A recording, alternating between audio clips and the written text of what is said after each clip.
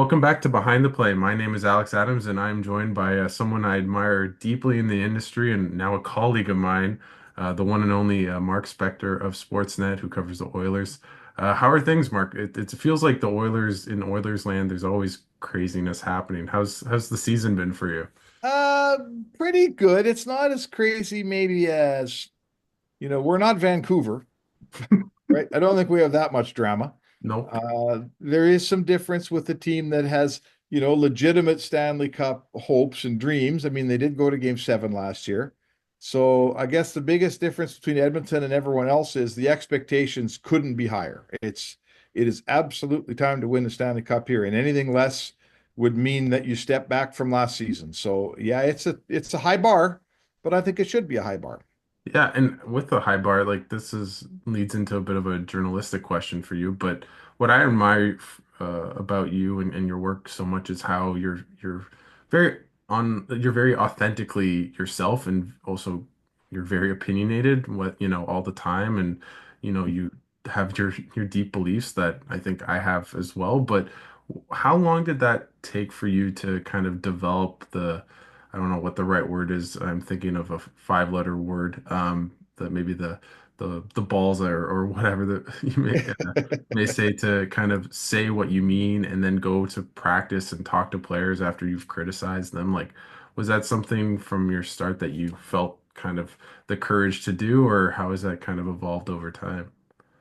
Well, I mean, it has evolved over time for sure. It really, you get confidence as a journalist that when you're criticizing someone, you're right. And I think you learn some processes about making sure, sometimes like there's different, everything's different, every story is different. Sometimes maybe a guy's having a bad season and he's just not seemingly there mentally, and maybe he's making a bunch of mistakes that are uncharacteristic. And you know, I've learned over the years before you really criticize that person too harshly, sometimes you got to ask around. Sometimes there's something going on in their life. Hmm. Sometimes there's the marriage is broken up, a parent is sick, a sibling, a child, some goofy, not goofy, some very serious thing that is a reason. And then you go, okay, you know what? I'm going to back off a little here. But the other side of that coin is once you ask around and once you do your diligence, and I've been around long enough to know who to ask and when to ask it. I know now, generally speaking, when I am critical on a player or a coach or whatever, a manager, that there's a high chance I'm right. When I was your age, I wasn't always right. Hmm. And you know what? It's a school of hard knocks a little bit. Hmm. I'm not telling you I'm always right. I'm wrong on stuff. But when it comes to really putting my neck in the line now, I think I know the process is better so that my neck doesn't get chopped off the next day. So that helps you to do it when you have a little confidence behind you. And was there a moment or at a kind of a certain point of your career where you're like, okay, like I think I've figured out that line and when to put your neck out on the line and maybe when to maybe hold back because you've know what's going on with a player or coach or whatever. Um, I don't know if there's a one aha moment or one time, but you certainly, at some point like I've had many, many conversations. I've had a few this season with players who didn't like something I said or wrote. And when you're young and you have your first couple, they scare the hell out of you. And here you are talking to some NHL player and they're mad at you and you're shaking in your boots. And I think you hit the point where you get some confidence again and you realize that, you know what? I'm right. So I'll give every player a chance to come at me and let's talk about it. But Mhm. I'm certainly far more confident now in saying, look, like last year you had 30 goals. This year you got six, you know, right? They're counting on you to fill a certain role on the first line, and the coach is playing you on the third or fourth line. Yeah. And really, an old colleague of mine, Jim Matheson, told me once that if you're doing it the right way, when you criticize an athlete or a coach or anybody in the sporting world, they read your stuff the next day and they go, man, that guy, he's a real, you know what? But you know what else? He's kind of right. Hmm. Right. And I Yeah. think most people realize when they are failing or they're not providing or they're not producing, they don't need me to tell them. They know it makes them mad when I tell them, hey, that's a business. But I'm not, again, I find that I pick my spots so that I'm not wrong very often. And some are harder than others, but generally speaking, if you're right, what can they say? Yeah. What I find interesting is one particular relationship of yours with a player, which I'll watch a post-game press conference and maybe it's just him, but it feels like you and Leon Draisaitl have an interesting relationship. And I remember last year you wrote a really excellent story about him heading into, potentially signing an extension and but then sometimes he'll bite back at you. Like what's Yeah. that like when you have a player that sometimes will confine in you and give you a scoop or just even a great story, but then will also go back at you as well. Like what's that like? I mean, that's the player you love. Right. I don't want a guy that's just complicit and is feels like, oh, I can never say anything mean to the journalist or he'll be mad at. I don't want any of that. Right. Hmm. I don't want, like listen, this, Alex. We ask a lot of questions and we ask them, we're shooting from the hip. It's not like you write down all your questions to go to every scrum. Sometimes you ask a question and it's halfway out of your mouth and you realize that's a kind of not the greatest question. And Leon happens to be a guy that he'll shoot that question back at you. And that's awesome. Like I'm so for that. I would way rather have, an athlete that listens to your question and says, hold on a second, there's a couple holes here, and I'm going to point them out. Because let's face it, I'm pointing out the holes in his game when there are holes. So Hmm. he has every right to point out when I ask a dumb question, and I've asked some dumb questions. You have and will too. Yep. So I think the measure of I would guess the level of respect Leon Draisaitl would have for me. I'm not telling you that I'm his mentor or his hero or anything like that. Oh, But when we're in Detroit last year on an off day and he doesn't have to do an interview with anybody, he comes down to the lobby and spends 45 minutes with me sitting down. And we got I thought, a really nice piece and a it's great great. read, enough that you remember it, whatever it is, 12 months later. So really that's what matters. I can have all kinds of back and forth with guys. That's fine. It's kind I liken it to two guys having a hockey fight. Hmm. Sometimes, Alex, you run my best player and we're buddies, but we got to fight because you're not allowed to run my best player. But Hmm. you know what? The next day we're friends again. And I Yeah. respect that you're doing your job and you respect I'm doing mine. We don't hold grudges. It's too short a life. Hockey's too small a place. If you're holding a grudge every time, you get a little sour with someone. It's going to be a long life in this business. Hmm. I mean, like maybe going to transition from not only asking questions but writing about the team and everything.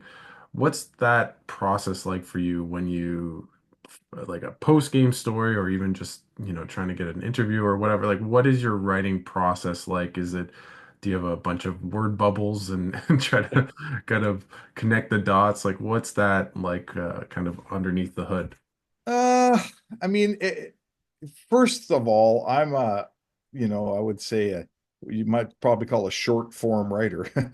I don't do 4,500 word magazine pieces. I write every day. That's how I was brought into this business. I'm a daily columnist. I write every day. When you go to a game and your team loses 3-2 and it's a Tuesday night and it's not a monumental loss or win, I'm not winning any Pulitzers, man. I'm giving the fans something to read about. I hope that I can make it funny. I hope I can have some turn of phrase. I hope I can give you a little insight, maybe tell you something about that game you didn't know. But it's not brain surgery every day. The Mhm. piece I enjoy is when you get is the piece I enjoy is coming on an off day almost always. Very few game stories are really anything you're ever going to remember for more than about a day.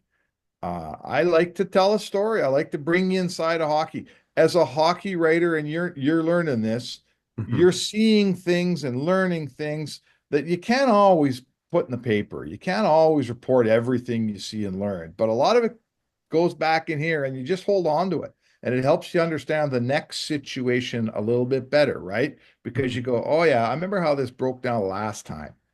And so what I love to be able to do is say, okay, I've got some experience now. I've been doing this a while. And sometimes there's situations around your hockey team for all those fans out there that they don't get, like because they don't have a chance to get it because they're not inside. And I love when I can help bring some of that to light. I'm not talking about burning bridges or ripping guys or any of that, but sometimes you can help explain some things, being the middleman between the team and the fan. And I think that's kind of what we're here for, right? Is Yeah. we're the, we're the conduit to the team. And I do like when we can be a sort of a useful conduit and give the fans something that they just Yeah. wouldn't have known if they didn't read Spec that day, right? Exactly, exactly. Conduit, my mentor, now he works for the Sens, ironically, but Ian Mendez would always talk about being a conduit to the fans. And I Hmm. feel like that's the way I write is to the fans, not for the fans, but so to bring insight to bring something they don't know or something interesting that they might enjoy, right? Sure. And just talk about the team that they love. To quote you from your most Uh-oh. recent article, it's not actually anything too bad, but are the Edmonton Oilers a worse team today than they were 12 months ago, Spec? That's a good question, and it's people have been chewing on that around Edmonton for 24 hours, and you run the risk. The team's lost three in a row. They're playing their worst hockey right now. They just got smoked out on two games in a row in the weekend. You got to be careful not to overreact. They still are like the fourth or fifth place team in the National Hockey League, right? They're 2 points out of the lead in their division. Their record from last year when they went to the Stanley Cup final is through 57 games, their winning percentage is exactly the same. So you don't want to go crazy, but I look at some things and I look at the two free agent additions, the big ones were Victor Arvidsson and Jeff Skinner. Jeff Skinner's getting scratched tonight in Tampa. Victor Arvidsson's got 7 goals. Victor Arvidsson's on the back side of the mountain here, and they thought there might be a little more left than I believe it looks like there is. Hope I'm wrong. I loved Victor Arvidsson as a player, but I'm not sure he's all that player anymore. And they lost Dylan Holloway, young, fast, physical. They lost Phil Broberg, didn't play much for him last year, but you'd rather have him. And Stu Skinner's numbers aren't quite as good as they were last year. So that's your goalie. So, you're net negative in goal a little bit. And I would say to you that Evan Bouchard, who had an unbelievable season last year, isn't as good this year. And listen, guys go up and down a little bit, right? Especially younger defensemen. I understand why he's having a worse year, but the fact that he's not as good as he was last year tells me maybe they're not as good. And they've got some work to do between with the trade deadline, with Evander Kane perhaps coming back, and with a couple of the guys they have playing better. My line on Evan Bouchard is if Evan Bouchard's as good as he could be, you might win a Stanley Cup. I'm not sure the Oilers can win a Stanley Cup with an Evan Bouchard that's 60, 70% of what he could be. I'm not sure they can do it. Hmm. So what do you think? I know you talked to Stan Bowman, but what do you think the pressing needs are for this team to hopefully be better than they were last year and win that extra game? Yeah, well, I mean, to me, the pressing needs of the guys they have can play better, as we just talked about. And then they're going to have sort of 5 or 6 million cap space at the deadline, and they're going to go out and get two players. I think they need a defenseman. Like they've been auditioning John Klingberg, second pairing right side. I don't think he's the guy.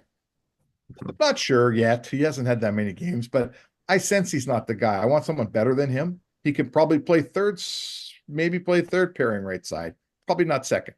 So you want that guy, and Leon Draisaitl's been carrying Arvidsson and Vasily Podkolzin through the entire season, and neither guy is very productive. I mean, when you consider that I don't even know how many goals Podkolzin has, 5 or something. Um, when you consider that those two wingers have spent most of the season next to the second leading scorer in the National Hockey League, Draisaitl is having an unbelievable season, and Victor Arvidsson has 7 goals and 21 points or something. Like, it's not good enough. So they need somebody who can play better for Draisaitl to go through the playoff run. No doubt about it. I guess with that, the question I've been thinking before this podcast, and it's just in a sense, it's like with Draisaitl playing, as you mentioned, just at this unbelievable level for so long. Same, obviously, McDavid's the best player in the world. Just ask Team USA.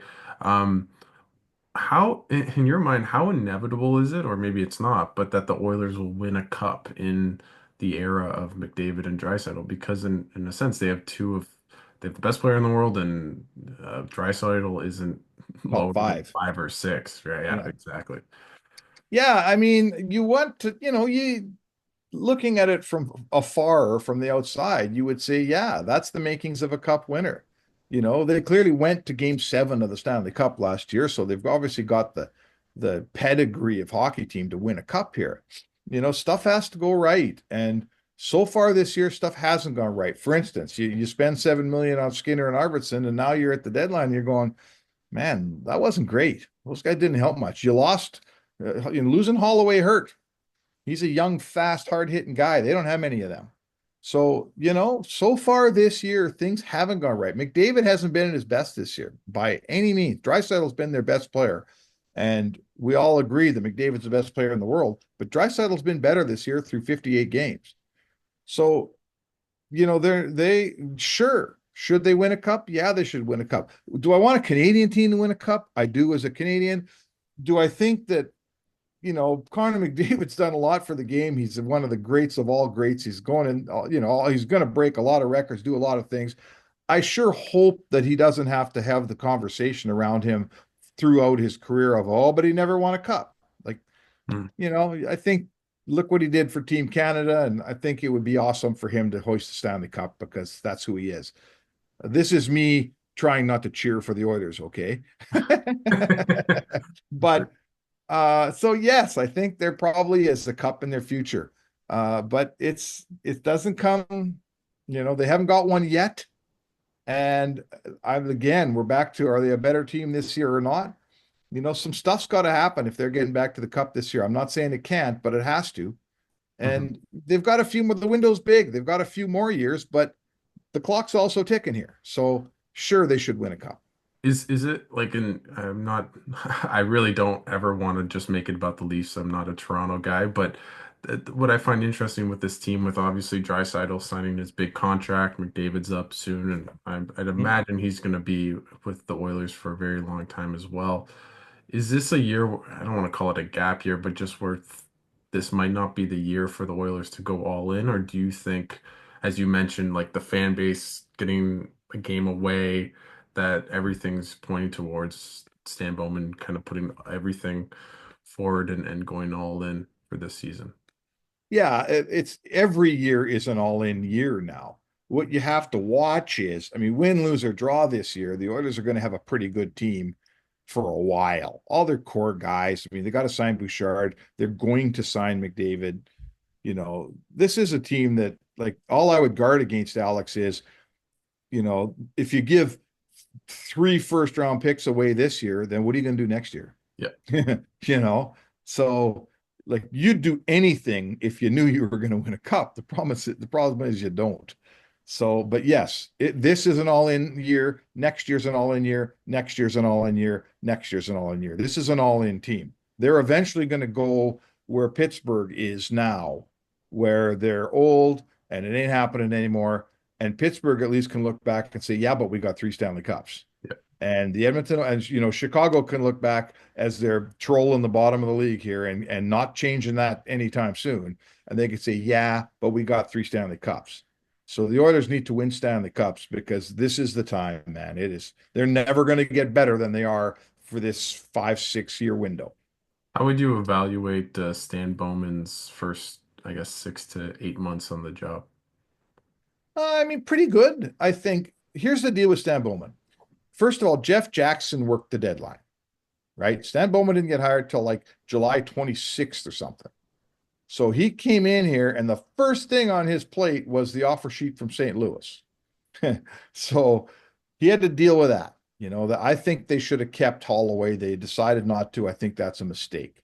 Whatever. Um, he made a nice little trade to get Podkolzin for a 4th round pick. Podkolzin's okay. Let's see if he gets any better. He better get better. I haven't minded his work. Um, what else did he bring in? He brought in somebody else whose name escapes me. My point would be this: the work was done when he got here this year, Alex. The Hmm. deadline was 3 weeks past. So his job now is to really do what he did in Chicago. And I think that's what makes him valuable. Remember, he wasn't the GM when they won their first cup, or I should say, he didn't build that first Yeah. cup winner. It was Dale Talon's team.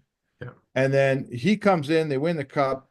Then the team comes apart because of the cap. And he had to largely rebuild that team in Chicago. So they don't win the cup the next year. I think what did they win it in 10, didn't win it in 11, won Yeah. it in 12. Is that right? 1 and 13, 13 and Thir 15. That's it, 13, 15. So my point is he rebuilt two cup winners uh, and won a further cup, which I think is a bit akin to what's going on now with every top team. Like this Oilers team, they got a bunch of older guys on 1 year deals. You got to rebuild it every year almost. So he's proven he knows how to do that. So, but I can't tell you I have a huge read on him as a GM because he hasn't worked the trade deadline yet for this organization and he hasn't worked July 1st yet for this organization. So really, it's hard to judge a GM until he has a couple of those under his belt, right?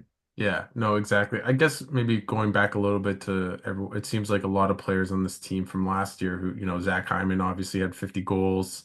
Nugent Hopkins as well was really good last year. They've Mm, taken steps back. You mentioned yes. Bouchard and Skinner. How much of that in a sense is like obviously they didn't win the cup, but that there's a bit of that the highs of the Stanley Cup it just are not matched by a regular season game in Buffalo. Yeah. Like how much do you feel that's with this team that maybe potentially in the playoffs when everything's on the table and it's do or die that the cream rises to the top after a meandering season. I think, the oldest saying in the playoffs is you can't just flip a switch. But I wouldn't accuse the Oilers of flipping a switch. They've been you know, other heading into last weekend, they were like in third place in the National Hockey League. So it's not like they're just cruising along, not winning games. They've been a very good team this season. But having said that, Alex, for a bunch of guys that played, I think they played 107 games last season, and they went till June, whatever it was, 20 that you got to try to keep something in the tank. I personally feel like Connor McDavid has spent the season trying to keep something in the tank so that when it comes, Hmm. he's got a little more reserve left, this spring than last. Now, the fear is if you can't go in the playoffs and think you're going to beat teams by playing 80% of your game. But yes, yes, I think it's fair to say on a veteran team, they all are of the realization that it doesn't matter how many goals I get in the regular season. It doesn't matter what my points are. I'm older now. There's only one thing that matters. It's the Stanley Cup final and winning a cup. And I think there's an element of that here. For sure there is. How confident are you that Stuart Skinner becomes an elite goaltender and Evan Bouchard becomes just a top pairing defenseman in the next couple months, Yeah, especially in the in next couple spring? months. I think that I'm more confident. I'm confident in Stu Skinner because his MO is that when the team's good, he's good. When the Hmm. team plays well in front of him, he plays well.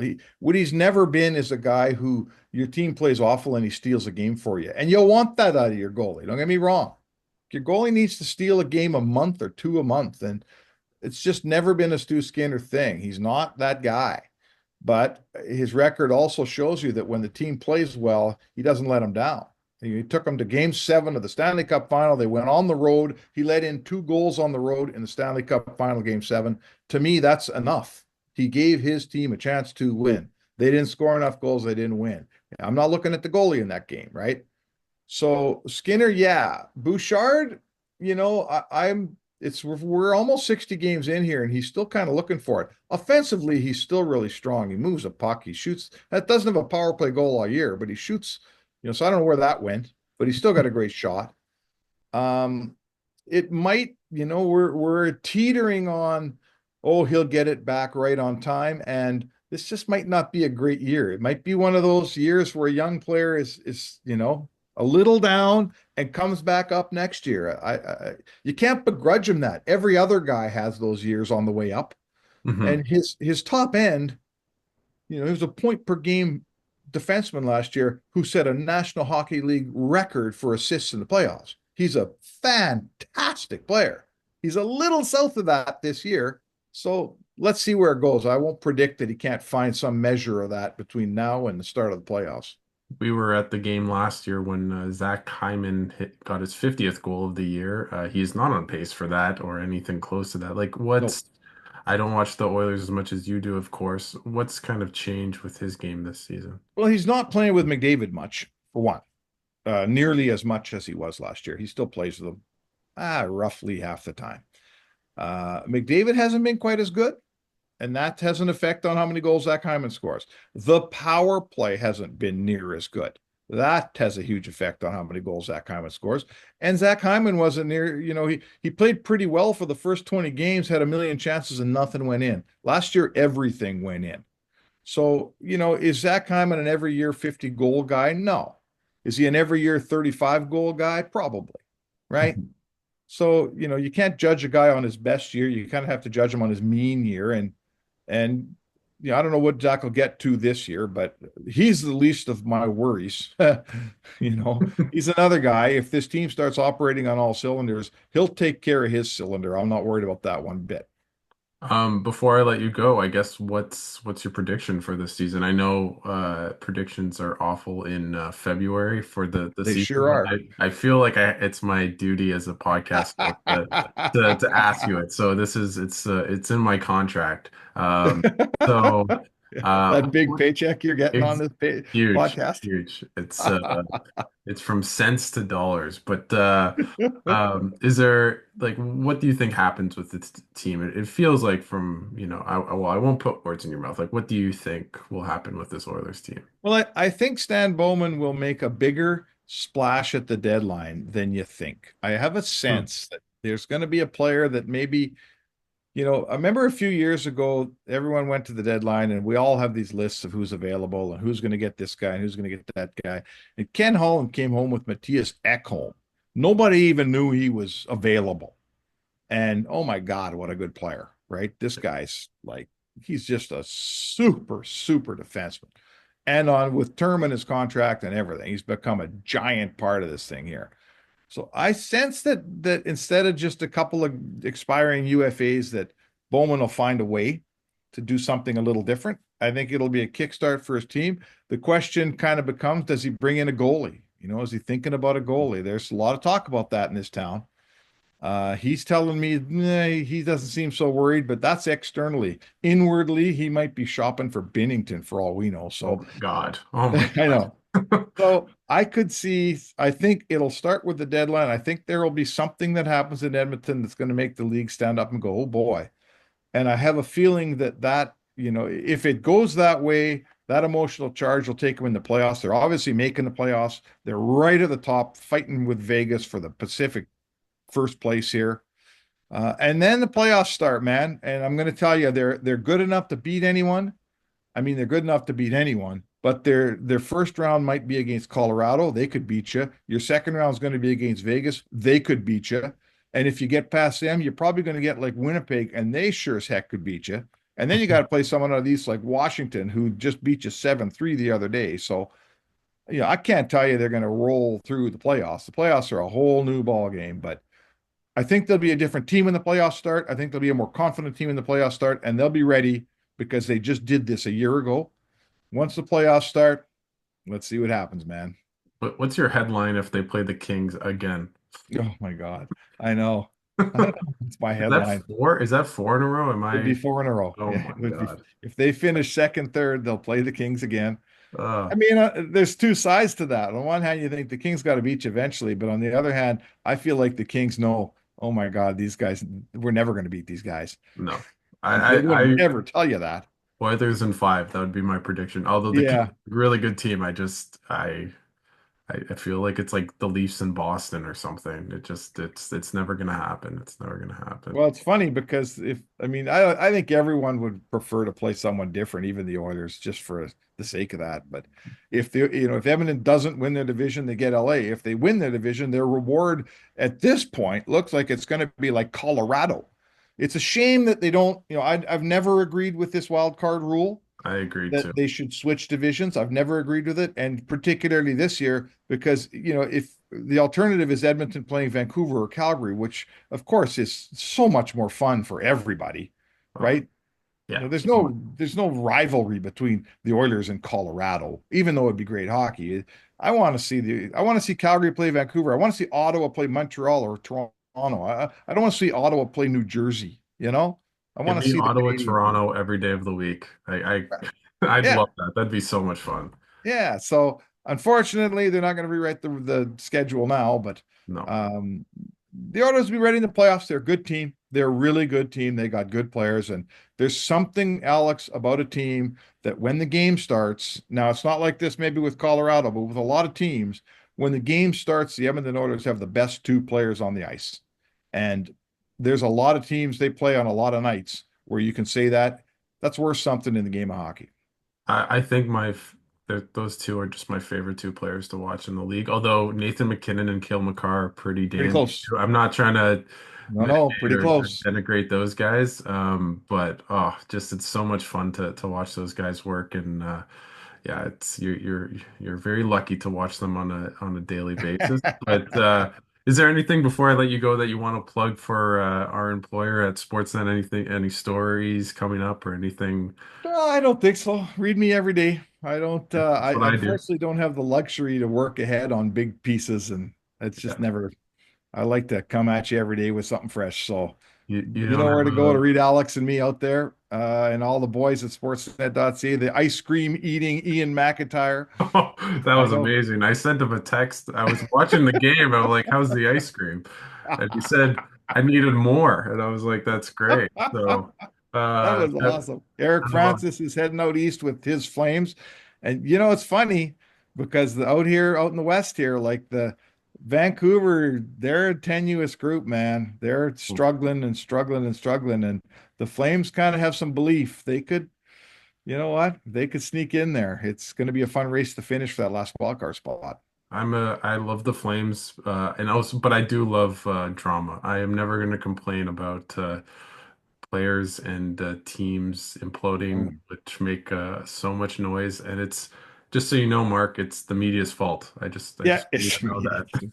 I know. I just, that's right. Anything I do is easier than dealing with you media guys, Alex. I can tell you that right now. Exactly, exactly. It's the toughest. I mean, not to make it too much about but I always find it funny when anyone talks about Ottawa being a tough market. I'm like, I don't think I don't think we're Vancouver, Montreal, or Toronto. But Even those markets are not that tough. You know what? It's not that. I don't even need to get into it, but no, there's no, way more guys and reporters and men and women and web teams that are working for the team. There's way more people asking softball questions in those dressing rooms than there are anybody taking a player on. It's not near as tough as people make it sound. no. And one tough question a day won't hurt you. So Yeah, there you go. It's like there you taking your vitamin in the morning. There you go. There you go. Well, always a pleasure. Thanks so much for coming on, Spec. I love your work, and I hope I get to. There's definitely going to be a Sens Oilers final at some point in our life. Yeah, I'm sure, maybe in an alternate universe, but that'd be fun. we'll see. We'll see. Yeah. But thanks so much for taking the time and doing this. All right. Thanks for having me, man.